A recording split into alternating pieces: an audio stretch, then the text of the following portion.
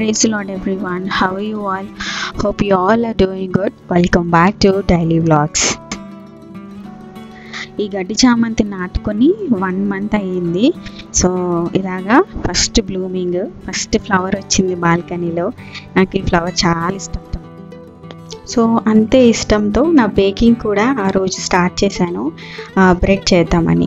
మీకు గుర్తుందా, నేను వ్లాగ్మాస్ సిరీస్ స్టార్ట్ చేసినప్పుడు ఆ రోజు చెప్పాను ఒకరోజు బ్రెడ్ చేయాలి అని. సో అది అప్పుడు తెచ్చిన ప్యాకెట్ అనమాట, ఇది ట్రై ఈస్ట్. సో ఈరోజు ఓపెన్ చేసి దీనికి ఒక ఎక్స్పెరిమెంట్ ఇద్దామని ట్రై చేశాను. సో నాకు ఎక్కడో ఒక హోప్ ఉందన్నమాట, బాగా బేక్ అవుతుంది అనేసి.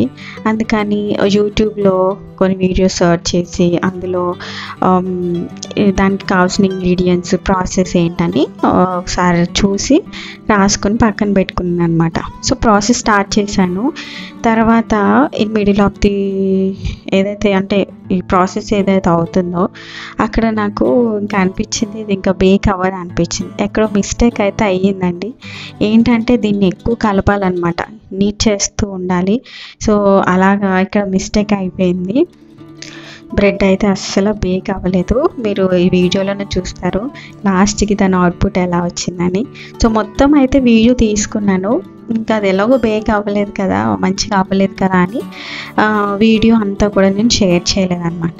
సో ఇది కలిపేసుకుని కాసేపు పక్కన పెట్టుకున్నాను అనమాట. అంటే 30 minutes రెస్ట్ ఇవ్వాలి దానికి. సో అప్పుడు డబల్ అవుతుంది. సో ఆ 30 minutesలో నేను కొంచెం సేపు అలా కాసేపు న్యాప్ వేద్దామని అలా కింద తిండి వేసుకొని పడుకున్నాను. కొంచెం హెడేక్గా అనిపించింది ఆ రోజు ఎందుకో. సో ఆఫ్టర్ 30 minutes అయిన తర్వాత అసలు అది డబలే అవ్వలేదు, ఎందుకంటే సరిగ్గా కలపలేదు అండ్ ఏదో సంథింగ్ మిస్టేక్ అయితే అయ్యింది. ఇంకోసారి ఇంకా పర్ఫెక్ట్గా చేయాలి దీన్ని. అంతే, కొన్నిసార్లు మనం ఎంత ఇష్టం ఉన్నా దానికి ఎఫర్ట్ అనేది చాలా అవసరం. ఇష్టం ఉంటే సరిపోదు, ఎఫర్ట్ అంటే ఇప్పుడు దీనికి ఎక్కువ నీట్ చేసి ఫోల్డింగ్స్ ఎక్కువ చేసి బాగా కలపాలన్నమాట. సో అది ఎక్కువ చేయలేదనుకోండి మనకి అవుట్పుట్ అనేది సరిగ్గా రాదు. ఇదివరకు ఒక వీడియోస్ చేశాను కదండి, harvest season and waiting season గురించి. సో ఈరోజు డ్రై సీజన్ గురించి చెప్పాలనిపించింది. ఆ రోజు ఇది మర్చిపోయాను. మన స్పిరిచువల్ లైఫ్లో కొన్ని సీజన్స్ అనేటివి ఉంటాయి. So everybody will have this.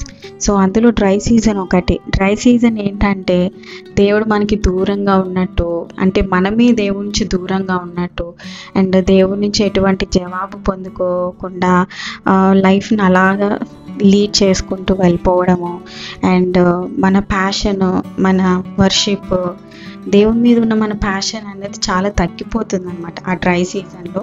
అది మనం చూస్తాం. డ్రై సీజన్ అంటే అది. దాన్ని మనం ఎలా హ్యాండిల్ చేయాలి, మనం ఎలా రెస్పాండ్ అవ్వాలి డ్రై సీజన్కి అంటే కన్సిస్టెంట్గా, పేషెన్స్గా ఉండాలి. మనము మన ఎఫర్ట్ పెట్టాలి, రీకనెక్ట్ అవ్వాలి దేవునికి. సో అది ఇంటెన్షనల్గా మనం చేయాలి. మనకి ఇష్టం లేకపోయినా పట్టుదలగా ఇంటెన్షనల్గా చేయాలన్నమాట. సో దట్ మనం ఫైండ్ చేయాలి మనము ఎక్కడ స్పార్క్ మనం ఎక్కడ దొరుకుతుంది, ఆ ఫైర్ మనకి ఎక్కడి నుంచి వస్తుంది. లైక్ అంటే పాత ఇంతకుముందు మీరు ఎలా ఉన్నారు దేవుళ్ళలో గడుపుతున్నప్పుడు ఆ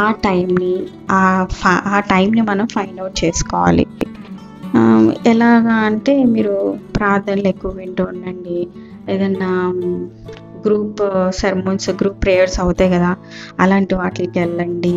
ఇలాగా వర్షిప్, ఇలాగా ఒక కాన్స్టాంట్లీ ఒక అట్మాస్ఫియర్ని మీరు క్రియేట్ చేసుకోవాలన్నమాట. ఇది స్టార్టింగ్లో మనకి మెకానికల్గా ఏదోలాగా అనిపిస్తుంది, అంటే ఇష్టంగా ఉండకుండా ఉంటుంది. But don't stop. మీరు దేవుడు ఆ డ్రై సీజన్లో మనల్ని వెతుకుతున్నాడు. మనం ఏం వెతుకుతున్నామని మనల్ని చూస్తూ ఉంటాడు దేవుడు. అండ్ పరలోకమన్న ఎంతమంది చూస్తారు అంటే నా మార్నింగ్ రొటీన్ ఒకసారి షేర్ చేశాను కదా. సో అందులో పరలోకమన్నా కూడా ఒకటి. సో అందులో ఆ రోజు ప్రొటెక్ట్ యువర్ ఉమెన్ గురించి చెప్పారనమాట. మీరు ఒకవేళ చూడకపోయి ఉంటే ఒకసారి చెక్ చేయండి, చాలా బాగా చెప్పారండి. అది వాస్తవం కూడా. తప్పకుండా ఆ షార్ట్ వీడియోని ఒకసారి వినండి. అండ్ అలాగే నా మార్నింగ్ రొటీన్ వీడియో కూడా ఒకసారి నేను మీకు డిస్క్రిప్షన్లో లింక్ చేస్తాను, ఒకసారి అది చెక్ చేయండి. అండ్ ఈ సెర్మోన్స్ అన్నీ కూడా మనకి ఇంపార్టెంట్. సో ఇదండి చిన్న వీడియో. హోప్ మీ అందరికీ వీడియో నచ్చింది అనుకుంటున్నాను. అండ్ ఎలా అనిపించిందో కూడా నాతో కామెంట్లో షేర్ చేసుకోండి. See you all in next video. Bye bye. Praise God. Amen.